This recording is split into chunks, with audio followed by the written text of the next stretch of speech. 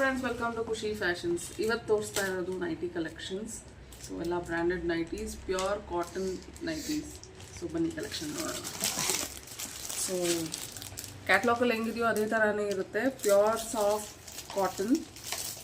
So ನೀವು ನೋಡ್ಬೋದು.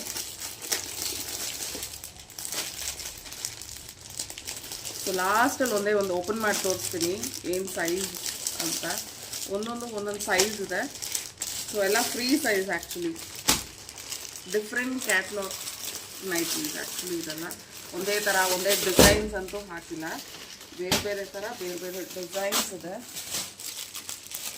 So ನೀವು ನೋಡ್ಬೋದು. ಸೊ ಒಂದು ನೈಟಿ ನಾನು ಓಪನ್ ಮಾಡಿ ತೋರಿಸ್ತೀನಿ ನಿಮಗೆ.